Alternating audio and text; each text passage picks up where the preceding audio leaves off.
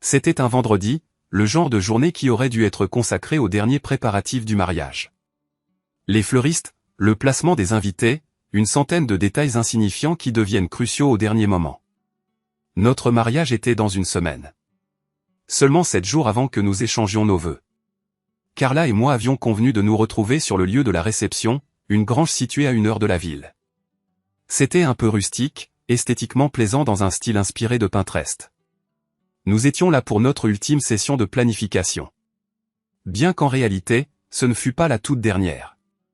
Tout se déroulait à une vitesse folle. 4 mois de préparatifs condensés en quelques semaines frénétiques. Nous avions conduit séparément, car elle venait directement de son nouveau travail. Elle n'y était employée que depuis peut-être 6 semaines. La réunion s'est éternisée, traitant des fleurs, de la nourriture, des tables et d'autres arrangements floraux. J'étais presque sur le point de sortir, prêt à conclure la journée, quand Carla m'a regardé avec ce sourire doux et insouciant, comme si rien ne pouvait clocher. « Oh, chérie » a-t-elle dit, comme si elle venait de se souvenir de quelque chose, « mon amie Sarah doit déposer sa voiture de location tout près d'ici. Pourrais-tu la raccompagner ? C'est juste à côté de chez nous, et tu connais Sarah. » « Oui, bien sûr, pas de problème » ai-je répondu. Je n'y ai pas réfléchi une seconde. Sarah était inoffensive, une de ces connaissances universitaires un peu distraites. Un court trajet en voiture me semblait sans conséquence. Je suis rentré à la maison vers 5h30. Je m'attendais à ce qu'elle revienne environ 1 heure plus tard, lui laissant suffisamment de temps pour déposer Sarah et rentrer. 6h30 ont passé, puis 7h. Vers 7h30, j'ai commencé à ressentir cette sensation progressive et angoissante dans ma poitrine. J'ai essayé d'appeler Carla, mais je suis tombé directement sur sa messagerie vocale. J'ai envoyé un message texte, mais je n'ai pas reçu de réponse. Ce n'était pas son habitude. Elle est généralement accrochée à son téléphone comme si c'était une bouée de sauvetage. À 8h, il n'y avait toujours aucune communication. J'ai cédé et j'ai envoyé un texto à Sarah. « Salut, je voulais juste savoir si Carla est bien arrivée chez toi. Je n'ai pas de nouvelles d'elle. » Je n'étais pas en colère, pas encore. Juste cette sensation sourde de malaise, comme si quelque chose ne collait pas, et que mon esprit ne pouvait pas tout à fait comprendre quoi. Puis, à 8h45, Carla est finalement entrée, légèrement rougeaude, les cheveux un peu en désordre, mais rayonnante. Elle avait cette énergie particulière, nerveuse, ni fatiguée ni détendue, mais plutôt, un peu excitée. « Oh mon Dieu, je suis tellement désolée, chérie » s'est-elle excusée, jetant son sac à main sur le comptoir comme si rien ne s'était passé. Carla s'est penchée et m'a donné un rapide baiser sur la joue, insincère et sans chaleur. On a juste commencé à discuter et on a perdu la notion du temps. Ensuite, on a grignoté un truc. Tu vois comment c'est. D'accord, ai-je répondu, gardant mon calme. La prochaine fois, envoie-moi juste un texto, d'accord ? Je commençais à m'inquiéter. Carla a hoché la tête, déjà à mi-chemin du couloir. Quelques minutes plus tard, j'étais en train de sortir des restes du réfrigérateur. Mon téléphone a vibré, signalant un message texte de Sarah. « Désolé, je n'ai pas pu venir sur le lieu de la réception aujourd'hui. Quelque chose d'imprévu s'est présenté. Je n'ai pas vu Carla du tout ce soir. J'espère que tout va bien. » L'air dans la cuisine m'a soudainement paru plus rare, comme si je ne pouvais pas respirer à fond. Mon sang s'est glacé. J'ai jeté un coup d'œil à Carla. Elle fredonnait, se versait un verre de vin, complètement à l'aise, comme si tout était normal, comme si elle n'avait pas juste raconté un mensonge éhonté sans hésitation. « Sarah vient de m'envoyer un texto » ai-je dit, en gardant un ton neutre. Elle dit qu'elle ne t'a pas vu ce soir. Elle dit qu'elle n'a pas pu venir sur le lieu de la réception. Elle s'est figée en plein service, toujours face au comptoir. Une seconde interminable s'est écoulée, puis elle s'est retournée, essayant de minimiser la chose avec un rire, nerveux et aigu. « Oh, cette Sarah, quelle idiote. Elle est probablement juste confuse. On s'est bien retrouvés. » Étrange, non ? Elle a pris une longue gorgée, évitant mon regard. « Il faut que je monte un instant » a-t-elle ajouté, trop précipitamment, déjà en mouvement et disparaissant dans le couloir. Je suis resté là, planté devant la porte. Mon intuition hurlait. Je n'ai jamais été du genre jaloux ou curieux. Je crois à la vie privée et à la confiance. Mais ça, c'était différent. Ce n'était pas juste un mauvais timing ou un simple malentendu. Cela ressemblait à un piège, à une tentative de dissimulation. Pendant que Carla était à l'étage, j'ai violé une promesse que j'avais toujours tenue. J'ai récupéré son téléphone sur le comptoir et j'ai deviné le code, sa date d'anniversaire. Simple, trop simple. Elle a toujours été égocentrique. Je suis allé directement à son historique d'appels, puis à ses messages textes. Je ne regrette pas, pas le moins du monde. C'était là, en haut de la liste, un bref appel à Sarah passé peu après qu'elle a quitté la cuisine. Probablement un appel rapide et paniqué, essayant de synchroniser leur version. Puis, j'ai remarqué un autre appel, un appel qui m'a cloué sur place. Plus tôt dans l'après-midi, alors qu'elle conduisait vers le lieu de la réception, elle avait été au téléphone pendant plus d'1 heure. Le numéro n'était pas enregistré, c'était un indicatif régional. Pas de nom, juste une suite de chiffres. Et soudain, je n'étais plus simplement méfiant, j'étais certain que lorsque Carla est revenue en bas, elle était d'un calme et d'une nonchalance, trop calme, comme si rien ne s'était passé. Comme si elle n'avait pas menti et ne s'était pas éclipsée précipitamment. J'ai joué le jeu alors, quelle agence de location Sarah a-t-elle utilisée, ai-je demandé avec désinvolture, comme si c'était sans importance. Je n'ai pas levé les yeux de ma tasse que je rinçais. Elle a simplement laissé la question planer, comme un bruit de fond. Celle près de l'aéroport ou celle du centre-ville, ai-je ajouté, comme si j'essayais juste de visualiser l'itinéraire dans ma tête. Carla a à peine hésité. Celle du centre-ville, a-t-elle répondu. Ce petit endroit près de la station-service sur la 4e rue. C'était plus économique, a-t-elle expliqué. J'ai hoché la tête lentement. C'est logique. J'ai posé la tasse sur l'égouttoir, gardant le dos tourné juste assez longtemps pour dissimuler la façon dont j'observais son reflet dans la porte du micro-ondes. J'ai continué, a-t-elle dû attendre longtemps? J'ai entendu dire que cet endroit manquait de personnel récemment. Non, pas vraiment, a-t-elle répondu. Elle a dit qu'ils étaient en fait assez efficaces.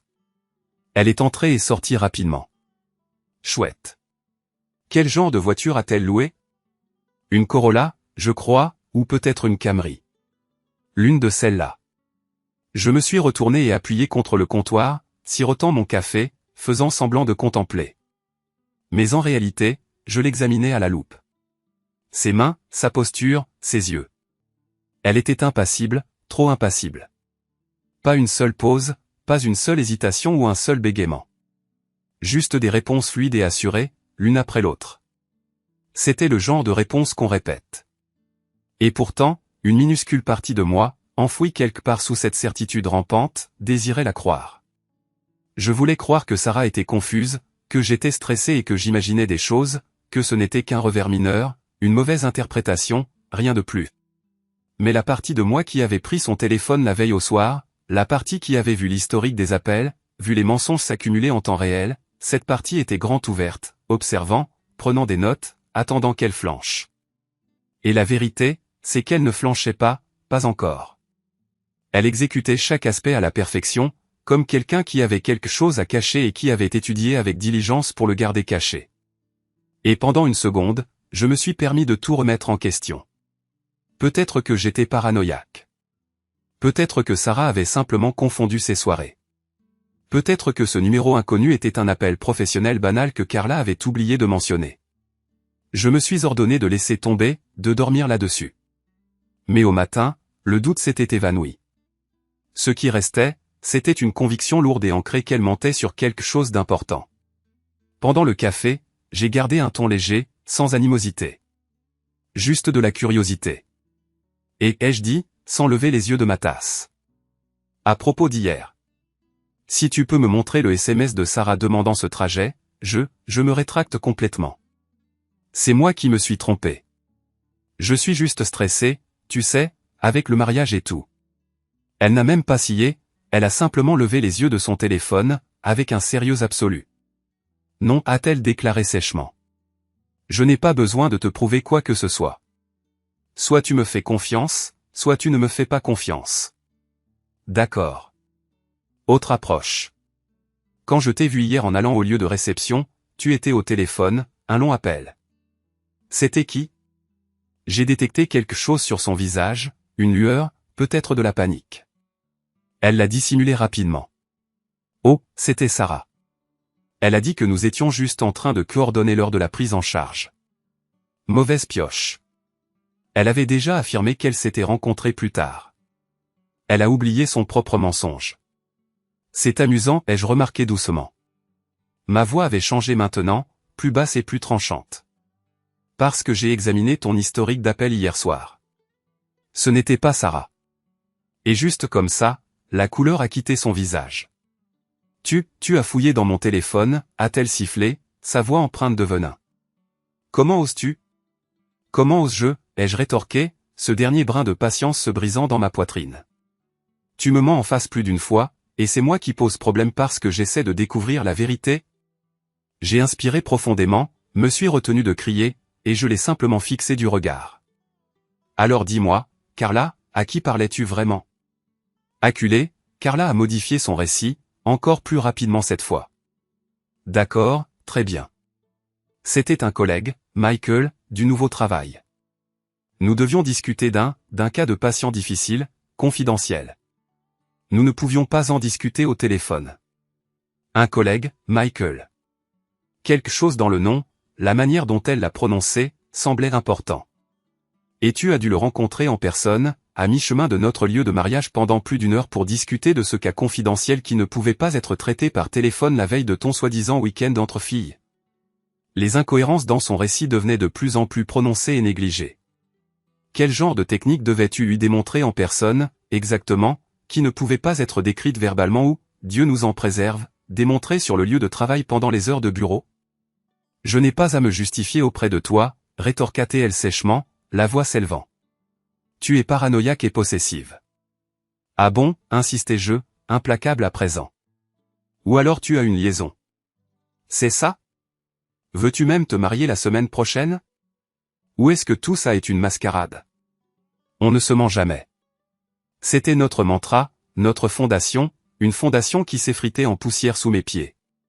Laisse-moi voir le message avec Michael, alors. Si ce n'est que du travail, un simple cas de patient, il n'y a rien à cacher, n'est-ce pas? Elle refusa catégoriquement. Pendant près d'une demi-heure, nous nous disputâmes, sa voix montant en accusation, moi insistant, fouillant, exigeant qu'on étale mes prétendus défauts. Je travaille trop. Je ne lui consacre pas assez de temps de qualité. Je n'écoute pas. Je ne suis pas disponible émotionnellement. Carla se tenait en face de moi, les bras croisés, sur la défensive comme jamais. Ses yeux se sont brièvement tournés vers son téléphone sur le comptoir, puis sont revenus sur moi. Tu continues à insister, dit-elle, sa voix montant. Très bien. Tu veux la vérité? Je ne dis rien. Je n'avais pas besoin de le faire. Elle expira, les yeux brillants de larmes. Maintenant. Oui, d'accord. C'est arrivé. Michael et moi. Nous avons été ensemble une fois. C'est tout. Elle le dit comme si elle me rendait service, comme si elle arrachait un pansement. C'était une erreur, d'accord, s'empressa-t-elle d'ajouter. J'étais perdu. Il est apparu au travail à l'improviste, ce qui m'a prise au dépourvu et a ravivé de vieux souvenirs. Mais je lui ai dit hier, c'est fini. Je l'ai vu uniquement pour lui dire ça, je te jure. Je restais immobile, la mâchoire serrée, la fixant du regard. Austin, s'il te plaît, implora-t-elle, faisant un pas en avant. C'était une erreur émotionnelle, idiote. Ça ne définit pas qui je suis. J'avais peur. Mais je te veux, nous veux. Je veux ce mariage. Je hochai la tête une fois, lentement. Tu as eu toutes les occasions d'être honnête avec moi, déclarai-je, la voix basse. Mais tu as menti, à plusieurs reprises. Je ne savais pas comment faire. Non, interrompis-je. Tu savais. Tu ne voulais tout simplement pas renoncer au mariage, à l'argent, à la maison, à l'histoire que tu racontes à tout le monde. Des larmes montèrent à ses yeux. Elle resta silencieuse, simplement là, debout. Tu m'as laissé m'asseoir en face de toi et planifier un avenir pendant que tu te cachais pour aller voir un autre, dis-je. Et maintenant que ça t'échappe, maintenant tu es désolé. Je suis désolé, murmura-t-elle. Je ne criais pas, n'explosais pas. Je me sentais juste vide. Pendant que je suivais méticuleusement chaque dollar, réduisant les coûts, étirant notre budget pour que nous puissions nous offrir le mariage extravagant qu'elle voulait absolument. Nous partagions une maison, une belle demeure sur 3 acres, achetée principalement pour qu'elle puisse héberger ce cheval qui, selon elle, lui permettait de se recentrer. 3 chiens de refuge, aussi. Notre petite équipe, notre famille. Tout cela, une fabrication. Tu as brisé quelque chose, Carla, quelque chose que tu ne peux pas réparer. Je n'aurais pas recommencé à parler à Michael si tu m'avais simplement écouté, allait-elle dire. Comme si cela expliquait quoi que ce soit, comme si cela justifiait quoi que ce soit. Ce qui est ironique, c'est qu'elle ne m'a jamais dit explicitement qu'elle était malheureuse. Ni avant, ni pendant, jamais. Elle s'avança de nouveau vers moi, mais j'étais déjà en train de partir. J'attrapai mes clés sur le crochet près de la porte. Austin, non, supplia-t-elle. S'il te plaît. Nous pouvons surmonter ça. Je m'arrêtai sur le seuil, lui jetant un dernier regard. Nous avions 7 ans, 3 chiens, une maison. Je croyais que nous construisions quelque chose d'authentique. J'avalai ma salive avec difficulté. Il s'avère que c'était juste moi qui tenais le tout ensemble, et je suis parti. J'envoyai un message à Case en partant, avec un seul mot, j'arrive. 15 minutes plus tard, je m'effondrais sur son canapé avec une bière à la main et un nombre accablant de pensées dans la tête. Il ne posa pas de questions immédiatement, me laissant simplement de l'espace comme il le faisait toujours. Case et moi, on se connaissait depuis longtemps, le lycée, puis colocataire pendant quelques années après la fac. C'était le genre de gars qui exprimait plus par son silence que la plupart des gens avec un discours. Il évitait les drames et possédait ce talent particulier pour tout réparer, sauf sa propre vie amoureuse. Quand je franchis sa porte, il se contenta de hocher la tête, fit un geste vers le frigo et me laissa m'effondrer en paix. Je restai silencieux pendant un moment, simplement assis là dans le calme, le doux bourdonnement de la lumière de la cuisine et le grincement occasionnel du vieux canapé remplissant l'espace entre nous. Case jeta un coup d'œil, son visage ne montrant aucune surprise, juste cette compréhension lente et tranquille que seuls les vrais amis offrent. « Tu veux en parler maintenant ou plus tard » demanda-t-il. Je secouai la tête. « Demain. La bière est froide. » Les couvertures sont sur le dossier du canapé, dit-il en se levant. La serrure de la salle de bain ne marche toujours pas bien, tu te souviens? Je lui adressai un demi-sourire fatigué. Merci, mec. Il disparut dans le couloir sans un mot de plus, et je restai assis là dans l'obscurité, la bière se réchauffant dans ma main, fixant le vide, essayant de déchiffrer ce qui allait se passer ensuite. Le lendemain matin, juste après 9 heures, j'appelai Sarah. Je ne voulais pas tout aborder au téléphone. Je me suis contenté de dire, on peut se retrouver dans un endroit tranquille? J'ai besoin de te demander quelque chose en face à face. Elle a hésité, puis a accepté. Le parc près de Main Street. Je suis arrivé en avance et j'ai attendu près de l'étang, les mains dans les poches de mon blouson. C'était une de ces matinées fraîches et grises où tout semble plus lourd qu'il ne devrait. Sarah est apparue quelques minutes plus tard, l'air incertain, comme si elle pressentait déjà que quelque chose n'allait pas. « Salut » ai-je dit en hochant la tête. « Salut » a-t-elle répondu doucement. « Qu'est-ce qui se passe ?» Je suis allé droit au but. J'ai juste besoin que tu sois honnête avec moi. Pas de pression, pas de drame, juste la vérité. Elle m'a scruté attentivement, ses yeux se plissant légèrement. D'accord. Vendredi soir, ai-je dit. Tu n'as pas vu Carla, n'est-ce pas? Sarah a secoué la tête lentement. Tu me plais, Austin. Tu es un bon gars. Je ne veux pas te mentir. Je n'ai pas vu Carla depuis des semaines. Je suis resté silencieux, laissant le silence planer entre nous tandis que des gens faisaient leur jogging et que des canards pagaillaient nonchalamment au bord de l'eau. Dis-moi juste la vérité, ai-je finalement dit. Sarah a acquiescé lentement. D'accord. Eh bien, oui. Je ne connais pas tous les détails, mais il y a quelques semaines, elle a mentionné quelqu'un de son passé, un ancien petit ami. Elle a dit que c'était inattendu et compliqué. Je pensais qu'elle théâtralisait juste. Je n'ai pas dit un mot, j'ai simplement attendu. Elle n'a pas donné de détails, mais je me souviens du regard dans ses yeux. C'était comme si elle était ailleurs. Elle a même plaisanté, disant que l'univers lui donnait peut-être une seconde chance. A-t-elle mentionné un nom, ai-je demandé, bien que je le sache déjà. Sarah a hésité. Michael? Je crois que je ne l'ai entendu qu'une seule fois. Voilà. Elle a changé après ça, a continué Sarah. Elle a commencé à annuler ses projets, à devenir sur la défensive quand je me renseignais sur le travail. Et puis, ce soir-là, quand elle a utilisé mon nom, c'est ce qui m'a vraiment dérangé. Elle aurait pu simplement dire qu'elle était sortie, mais m'impliquer comme ça, c'était mal. J'ai acquiescé lentement, sentant tout s'installer dans ma poitrine comme du ciment. Elle m'a menti, ai-je dit doucement. Elle t'a utilisé comme couverture. Sarah avait l'air sincèrement désolée. Oui, et je ne le savais pas avant que tu appelles. Je n'aurais jamais accepté ça. Si je l'avais su, j'aurais refusé. Je l'ai regardée pendant un moment, ressentant à la fois de la gratitude et de la colère. Pas envers elle, juste envers tout. Merci d'avoir été franche avec moi, ai-je dit. Je suis désolé, Austin, a-t-elle répété. Pour ce que ça vaut, j'espère vraiment que tu vas bien. Ça ira, ai-je finalement dit. Nous sommes restés là quelques secondes de plus, puis nous sommes allés chacun de notre côté. Ce soir-là, de retour sur le canapé de Case, j'ai finalement parlé.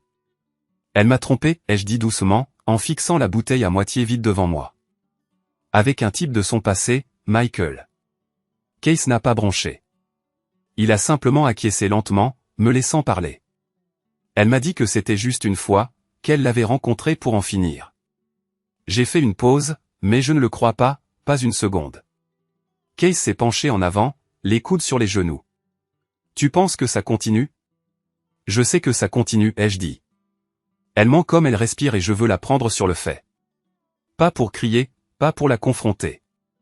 Il m'a regardé d'un air entendu. Tu veux des preuves? J'ai acquiescé. Je veux une revanche. Je veux qu'elle ressente ce que ça fait quand la vérité est révélée. Je veux être témoin de l'effondrement de son monde comme elle a fait s'effondrer le mien. Case est resté silencieux pendant un moment. Qu'est-ce que tu veux que je fasse? J'ai besoin d'yeux sur elle, sur eux. Je ne sais pas quand ils se rencontrent ni où, mais elle ne va pas s'arrêter. Elle essaiera d'être prudente maintenant, c'est pourquoi j'ai besoin de quelqu'un d'autre pour surveiller. Tu veux que je la suive, a-t-il dit lentement. Oui, et que tu filmes s'ils se rencontrent à nouveau. J'ai besoin que ce soit enregistré. Case a passé une main sur son visage. Mec, c'est du sérieux. Je ne demanderai pas si j'avais quelqu'un d'autre. J'ai besoin de ça, Case. Il a soupiré. D'accord, je le ferai. Dis-moi juste quand. Au cours des 2 jours suivants, j'ai maintenu une façade calme avec Carla, pas d'arguments, pas de questions, juste de la distance, une distance froide. Elle a bombardé mon téléphone d'appels, de SMS, de messages vocaux qui oscillaient entre colère, désespoir et larmes. Qu'est-ce qu'il en est de nous? Qu'est-ce qu'il en est de notre mariage? Je n'ai pas répondu, pas une seule fois. Mais tard mercredi soir, j'ai finalement répondu. Et ai-je dit d'un ton neutre. Il y a eu une pause à l'autre bout du fil, comme si elle n'était pas sûre que c'était vraiment moi. Puis sa voix est venue, faible et haletante. Austin, Dieu merci. On peut parler? S'il te plaît? Peu importe quand ou où, j'ai juste besoin de parler. J'ai fait une pause pour faire de l'effet, puis j'ai dit, demain soir, chez toi. Que ce soit calme. D'accord, a-t-elle chuchoté. D'accord. Je serai prêt. Ce qu'elle ne réalisait pas, c'est que pendant qu'elle préparait ses excuses, Case la suivait déjà de près. Il avait emprunté la voiture d'un collègue, échangé ses vestes, et même taillé sa barbe. Je lui ai fourni l'emploi du temps hebdomadaire de Carla, ou du moins ce qu'elle m'avait dit que c'était, et il a commencé à suivre ses mouvements. Il n'a pas eu à attendre longtemps. Jeudi après-midi, quelques heures seulement avant notre conversation, j'ai reçu le message, là. Ensemble. Je les ai vus entrer dans un motel sur la 12e rue. J'ai la vidéo, je l'enverrai quand je serai tranquille. Je n'ai même pas bronché. Je m'y étais déjà préparé. La douleur s'était apaisée.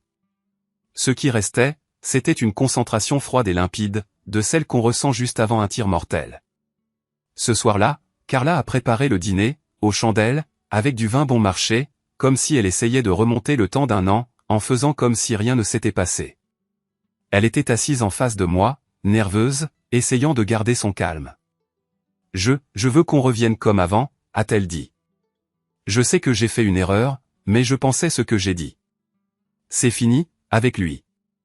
Ah bon, ai-je demandé, la voix monocorde, les yeux fixés sur les siens. Elle a hoché la tête avec insistance. J'ai bloqué son numéro, tout supprimé. Je le jure sur ma vie. J'étais confuse et j'ai agi stupidement, mais je sais où est ma place. Je sais qui j'aime. Je n'ai pas détourné le regard. Donc il n'y a plus rien entre toi et Michael. Plus rien, a-t-elle répondu, fermement. C'était une erreur d'un soir. J'ai mis fin à ça. C'est la vérité. J'ai laissé le silence s'installer. Puis j'ai dit, d'accord. Ses yeux se sont légèrement agrandis. D'accord? J'ai acquiescé. Allons-y alors. Continuons avec le mariage. Les larmes ont commencé à monter à ses yeux, du soulagement, de la gratitude. Quoi que ce soit, ce n'était pas sincère. Elle a tendu la main par-dessus la table et a saisi la mienne. Merci, a-t-elle murmuré. Je te promets que je vais me faire pardonner. J'ai souri doucement. Mais à l'intérieur, quelque chose de froid se mettait en place. Parce que ce qu'elle ignorait, c'est que j'avais déjà l'enregistrement. J'avais déjà le plan. Et j'allais m'assurer que, quand son grand moment arriverait, robe blanche, musique, tous ceux qui lui importaient réunis au même endroit, elle recevrait exactement ce qu'elle méritait, publiquement, complètement, définitivement. Samedi, le jour du mariage. Soleil radieux, chant d'oiseaux, tous les clichés habituels disposés comme des décors pour une pièce à laquelle je ne croyais plus. Je me tenais à l'hôtel dans un smoking de location qui tombait trop bien pour un homme sur le point de faire exploser son propre mariage, souriant juste ce qu'il fallait, nerveux juste ce qu'il fallait, un marié parfaitement convaincant. Le côté de l'église réservé à Carla était bondé, rempli de sa famille, de ses amis d'enfance et de ses collègues de son nouveau travail, tous souriant largement. Parmi eux, Michael était assis 2 rangs plus loin, en costume gris foncé, son expression illisible, comme s'il s'agissait simplement d'une autre réunion à son emploi du temps. Mon côté était plus calme, plus petit, avec seulement quelques amis et quelques cousins. Kay s'était assis vers le fond, hochant la tête une fois. Lorsque nos regards se sont croisés, la musique d'orgue a gonflé, et puis elle est apparue. Carla, glissant dans l'allée au bras de son père, ressemblait à une page arrachée d'un magazine de mariage, parée de dentelles blanches et d'un voile parfaitement placé, son sourire si parfaitement façonné qu'il aurait pu tromper un étranger. Mais pas moi. Nous nous sommes retrouvés à l'hôtel. Elle me regardait comme si elle envisageait déjà les photos, les applaudissements, la lune de miel. Je me suis contenté de la regarder en retour. Le prêtre a commencé. Nous nous sommes levés, nous avons souri, nous avons joué nos rôles. Elle a prononcé ses vœux en premier, sa voix claire et stable, débordant de fausse sincérité. Puis vint mon tour. J'ai pris une inspiration, pas par nécessité, mais parce que je désirais ce moment de silence. Puis, j'ai plongé mon regard dans ses yeux, des yeux auxquels j'avais autrefois fait confiance, et j'ai commencé. Moi, Austin, ai-je dit, ma voix portant facilement à travers le silence, je pensais comprendre l'amour. Je pensais comprendre la confiance. Je pensais comprendre la femme qui se tenait en face de moi. J'ai marqué une pause, et les gens se sont agités sur leur siège. Mais cette semaine, j'ai appris certaines choses. Et avant de poursuivre avec ces vœux traditionnels, je pense qu'il est juste que nous partagions un peu de vérité, surtout avec la famille de Carla. J'ai plongé la main dans ma veste, en sortant non pas une bague, mais mon téléphone et une petite enceinte Bluetooth. Le sourire de Carla a vacillé. Écoutons tout ce que la future mariée avait à dire, ai-je annoncé, et j'ai appuyé sur lecture. Sa voix a explosé dans l'église, claire, effrontée et cruelle. Il n'en a pas la moindre idée, continuait la voix de Carla. Je dois juste passer à travers ce mariage, verrouiller la maison, l'image. Ensuite, on verra pour le reste. Des halètements et des murmures ont empli l'air, les têtes se tournant. Elle a dit ça il y a 2 jours, leur ai-je dit, sur le parking d'un motel avec lui. Tous les regards se sont tournés vers Michael. Quelqu'un au fond s'est levé, le cousin de Carla, peut-être, pointant du doigt. C'est lui? Michael s'est levé, ou a essayé de le faire. Les regards fixés sur lui brûlaient comme des projecteurs. Carla était figée, ses yeux rivés sur les miens, la bouche ouverte, mais aucun son ne s'en échappait. Le sang avait quitté son visage. Et pourtant, la voix continuait, parlant de moi, de Michael, du jeu auquel elle jouait. Lorsque l'extrait s'est terminé, le silence est tombé lourdement. Puis, Un sanglot doux et brisé est venu de sa mère. J'ai laissé le silence s'installer, puis j'ai regardé Carla. Voici la femme que j'étais sur le point d'épouser, ai-je dit. Une menteuse, une manipulatrice, quelqu'un qui a transformé un mariage en une arme. J'ai fait face à la foule. À vous tous, sa famille, ses amis, j'espère que vous avez été aussi dupés que moi. Mais maintenant vous savez. Et maintenant, ce mariage, je me suis retourné vers elle, et terminé. Cela, annonçai-je, ma voix résonnant d'une clarté froide et tranchante, était ma fiancée en train de discuter de ses vrais sentiments, de ses véritables intentions, il y a seulement 2 nuits avec sa meilleure amie, sans se douter que chaque mot était enregistré. Je me suis ensuite efforcé, calmement, méthodiquement, de présenter le reste, les mensonges sur Sarah, les rendez-vous secrets avec Michael, les textos, les relevés téléphoniques, les données GPS. Chaque détail sordide et humiliant a été présenté non pas avec rage, mais avec la précision détachée d'un procureur prononçant un réquisitoire irréfutable. Quand j'ai finalement cessé de parler, elle a craqué. Un cri désespéré et rauque s'est échappé de sa gorge. Non. Ce n'est pas ce que tu crois, Austin. Je t'aime, Michael m'a fait du mal il y a longtemps. Je voulais juste. Elle s'est étranglée avec les mots. Je voulais lui faire payer, le faire me désirer, puis l'écraser comme il l'a fait avec moi. Il n'a jamais été question de lui. C'était une question de conclusion. Elle fit un pas vers moi, ses mains tremblant. J'allais toujours t'épouser. C'était le plan. Tu étais le plan. Je la regardais, froid, vide. Ton plan, dis-je, ma voix glaciale, ton plan était une aventure de 6 semaines avec ton ex. Parler de moi dans mon dos avec le type avec lequel tu couchais, me mentir en face tous les jours. Et après? Tu t'attendais à ce que je sourie et que je te soutienne émotionnellement pendant que tu mettais en scène une fantaisie de vengeance dans des chambres d'hôtel? Elle tressaillit. Tu crois que c'est de l'amour, Carla? Tu crois que c'est de l'engagement? Je secouai lentement la tête. Non, ce n'est pas de l'amour. C'est de la dysfonction. Vêtu de blanc, le silence dans l'église était pesant. Personne ne bougeait. Je ne suis pas ton filet de sécurité. Pas ton plan de secours, pas ta cure de désintoxication émotionnelle. Ses parents, il faut le reconnaître, n'ont pas hésité. Le visage de son père était de pierre. Aucune confusion, aucun doute, juste une froide fureur. Il fit d'abord un pas vers Carla, attrapa son bras d'une poigne brutale et la tira loin de l'hôtel. Elle trébucha, sanglotant, essayant de s'expliquer, mais il ne l'écoutait pas. Il la traîna dans l'allée comme une enfant déshonorée, son voile glissant, les invités détournant le regard, mal à l'aise. Sa mère suivait, la tête baissée, pleurant ouvertement. Mais ça ne s'est pas arrêté là. Juste au moment où il dépassait le 2e rang, Michael essaya de s'éclipser discrètement par le côté opposé, en gardant la tête baissée, essayant d'éviter d'attirer l'attention. Il n'y est pas parvenu. Le père de Carla se tourna, le repéra et traversa l'allée avec une rapidité terrifiante. « Toi, grogna-t-il, sa voix basse mais porteuse. » Puis, un craquement.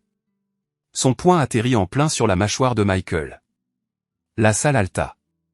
Michael s'écroula lourdement, percutant l'extrémité d'un banc, hébété et ensanglanté. 2 garçons d'honneur se sont jetés pour retenir son père pendant que quelqu'un criait après la sécurité. Les gens se sont bousculés. Certains invités se sont précipités pour partir, d'autres ont sorti leur téléphone. C'était le chaos, violent, brut, inoubliable. Le mariage était officiellement devenu un scandale d'une ampleur épique, le genre dont on chuchote pendant des années, le genre qui se transforme en légende locale. Et moi, je suis resté là, calme, à regarder tout brûler exactement comme prévu. Les conséquences furent exactement ce qu'on pouvait attendre de quelqu'un comme Carla. Laide, froide, chaotique. Nous nous sommes rencontrés au cabinet de son avocat. Elle est entrée en jouant la blessée, comme si c'était moi qui avais tout fait capoter. Comme si elle n'avait pas fait exploser notre relation des semaines avant que je n'appuie sur le bouton « Lecture » à l'hôtel. « Je ne te paierai pas un centime », dit-elle froidement, les bras croisés sur sa poitrine. « Tu m'as humilié devant tous ceux qui comptent pour moi. » Je me penchai en avant, calme, maîtrisé. « Tu t'es humilié toi-même, Carla. » J'ai juste arrêté le spectacle. Elle leva les yeux au ciel. « Tu m'as tendu une embuscade à l'hôtel comme un fou furieux. » Je gardai une voix égale. « Tu as triché pendant des semaines, tu m'as menti en face, tu t'es moqué de moi dans mon dos. Tu savais exactement ce que tu faisais. Chaque fois que tu essayais une robe ou choisissais un arrangement floral pendant que tu te faufilais dans des motels avec lui. Ce n'était pas un mariage, c'était une arnaque. Elle ne répondit pas, j'ai payé la salle, la nourriture, le groupe. Des milliers. Et tu avais l'intention de remonter cette allée comme si de rien n'était. Elle croisa lentement les jambes. Tu ne peux pas prouver l'intention. Je peux prouver tout le reste. Et je ne te demande pas de payer pour toute la catastrophe, juste ta moitié de ce que tu m'as laissé financer. Pendant que tu riais dans mon dos. Elle lança un regard noir. Alors c'est ça? Tu veux que je paie pour ta petite fête de vengeance? Je me suis adossé, la fixant droit dans les yeux. Non, Carla. Je veux que tu paies pour le mariage que tu n'as jamais eu l'intention de terminer. Elle se pencha en arrière, sa bouche se tordant. Très bien. Tu veux couper les cheveux en 4?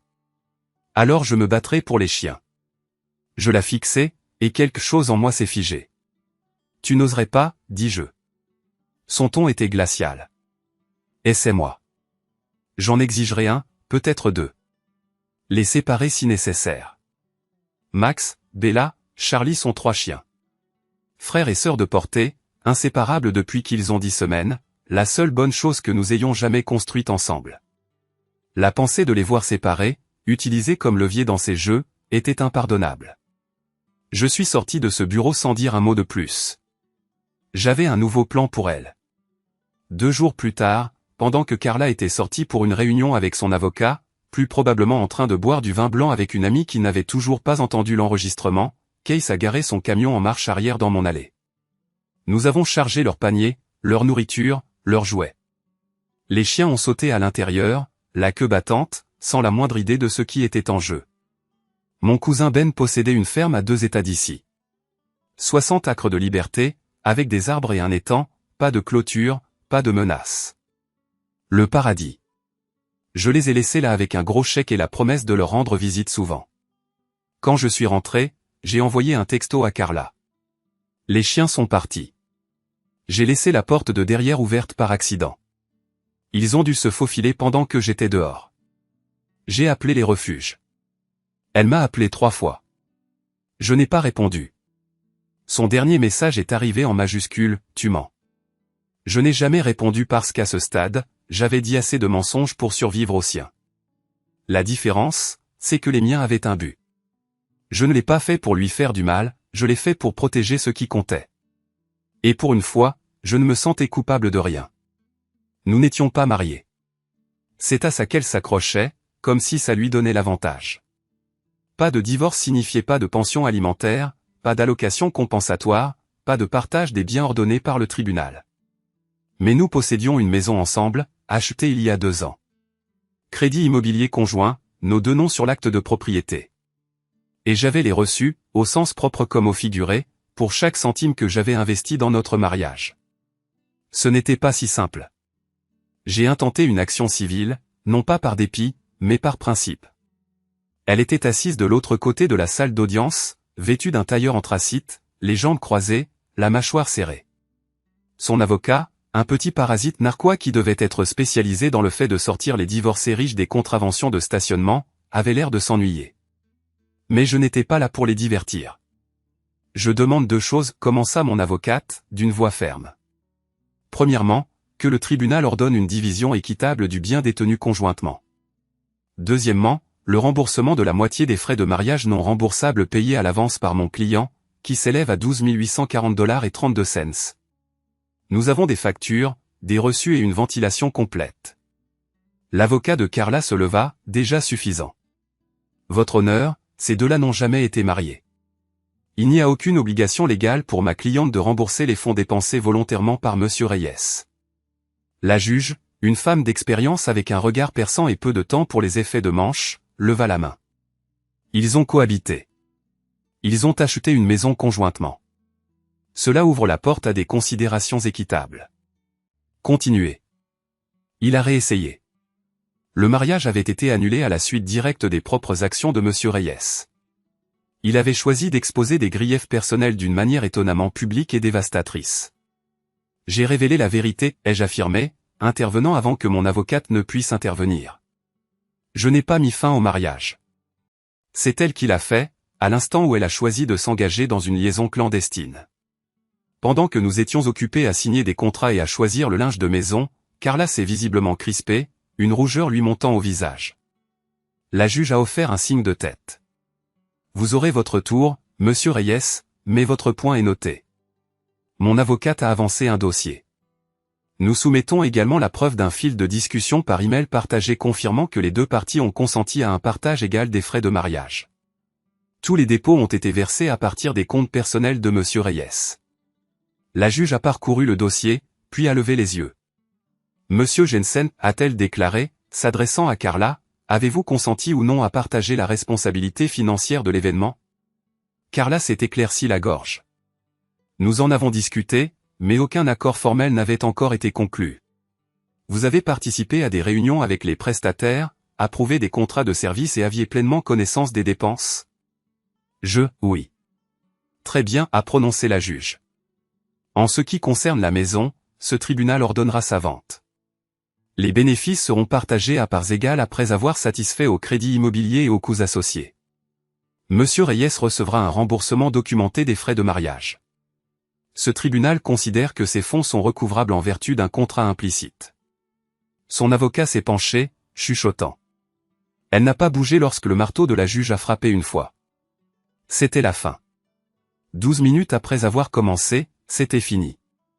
Elle ne m'a même pas jeté un regard en sortant.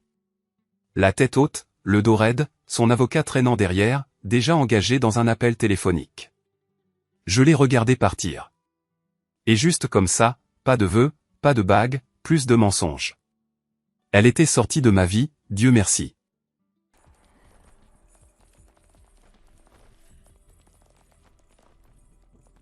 Jeg læser lige om lidt freestyle. Jeg tror, jeg skal spise isterninger til aftensmad i dag. Det lyder bare for dejligt. Det er billigt. Ja. Altså, hvad sker der? Jeg ved heller ikke lige helt, hvad det er, du Du laver. skubber mig, tror jeg. Nå, Er der ja. nogle isterninger, du kan anbefale? Ja, dem med sour cream og onion smager meget fint. Føj. Nej, det er bare lidt løgpulver i, og så er vi der ligesom. Så du mener. Hvad? Godt. Høbe. Selvfølgelig. Altså, kan vi stoppe med at snakke om hjemmelavet koldskål på de her videostreams? Jeg får simpelthen stress af det snart.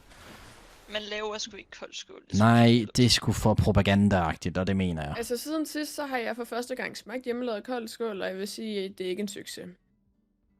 Det kommer også an på, hvem der Jeg laver skulle det. mere vil jeg sige. til købekold skål. Ja, det føler jeg sgu også, jeg er. Stop nu med at sige hjemmelavet, altså, der er for meget propaganda. Fandme tro, det Nej, var man laver jo mad til daglig. Rusland, klart. altså. Ej, Royal skriver, jeg har lige bagt brød og stegt frikadeller. Det er derfor, han kommer ind og skriver frikadelle sandwich. Det lyder da bare for dejligt. Fandme OB at bage sit eget brød til en Må du godt sandwich. skrive sådan noget? What? Freestyle skriver, han ikke kan se mig, altså. Nå. Han kan bare se en sort t-shirt. Ah, men det var også lidt vildt med lyset inde på din stream, vil jeg sige, da jeg lige hurtigt Ja. kiggede derind. Altså, det. Altså, det var derfor, jeg ikke gider at streame så tidligt, jo. Det er jo ikke for sjovt. Har du ikke altid, når der er gardiner, ikke eller hvad? noget. Jeg har rullet for, jeg har da sat et kæmpe gigantisk spejl foran. No way. Det er rigtigt. Nu sender jeg mig altså en step. Nette, gå til højre. Hold kæft. Men der bliver godt vejr i den her uge, så kan du komme ud og tale lidt måske. Den gule kløver Jeg prøvede koldskål. at tage en, der var hedebølge. Det gik sgu. Jeg er sgu en Arla-stan, tror jeg. Se, det er sådan her, det ser ud lige nu. Skal I også se, chat? Hvad? Ja. Nu er du nødt til at sidde og tjekke min snap på stream, eller hvad? Det er sådan her, det ser ud. Og Det er vinduet som her om, du gør det i bagved, forvejen. og kæmpe spejl foran. Hvad er det, du siger her, by the way, Liva? Så ofte du lige... I I hvert fald skal tjekke noget. Ja, det. Det er min business-mail, jeg tjekker. Jeg tjekker aldrig andet på stream. Okay. Skriv det dog inde ved hende. Altså. Hvad skriver hun? Et spejl hjælper på for mørke, et det er klart. spejl hjælper. Altså, jeg vil sige, NTS, den der cheese i koldskål, den er sgu heller ikke noget at råbe hurra for. Den smager ikke så meget. Altså, jeg vil sige, at mit spejl, det hjælper jo kun fordi, at det blokerer for lyset bagved. Reflekterer det ikke bare lyset på væggen bagved? Nej, det gør det jo ikke. Det er jo sådan, spejl fungerer, kan man sige. Okay. Jamen, lyset går jo ikke ind på selve spejlet. Men er du klar til at spille videre? Det kan da umuligt være så fucking lyst inde på dit værelse, hvis det er blokeret. Det er også Det min kan være sådan en stue, stue, men eller... altså. Ja, sorry. Ja. Ellers Jeg maler væggene sorte eller sådan noget snart. Er I klar, eller hvad? Ja. Er du seriøs? Ja. Nå, men det er heller ikke dig, vi har siddet og ventet på i 10 år. Ej, Martin. Kom nu bare videre! Altså, jeg forstår ikke. Fremad, altså. Hvorfor? Hop nu bare videre. Nu ringer min mor igen, altså. Det var mig. Men fuck. Bare land igen, bare land igen. Land! For helvede. Lad mig bare lande oven på den der. Jeg prøver. 2 sek. Det er blokeret. Jo, det Kan vi gør det bare faktisk. vent lige med at hoppe videre, så jeg bliver nødt til at tage ud en mute igen. Men jo, det blokerer faktisk noget, fordi jeg sad og kiggede før, efter jeg satte spejlet op, og det hjælper faktisk. Så at det ikke blokerer noget, det skal jeg ikke høre på, fordi det gør det.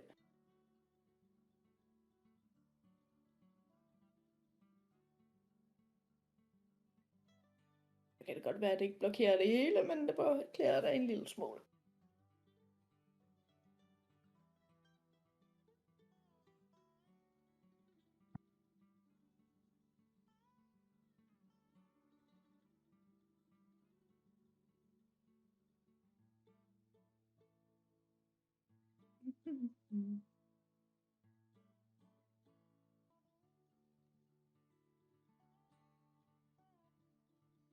Kan vi få en raffle?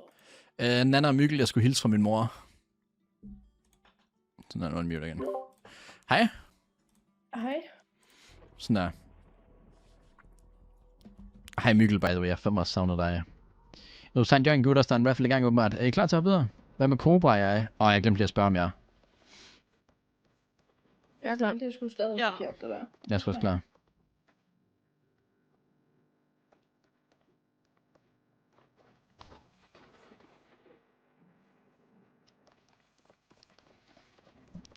Hvorfor liga? Skal vi sprinte? Ja, hvorfor er det, du lige liga, hvad min mor hedder?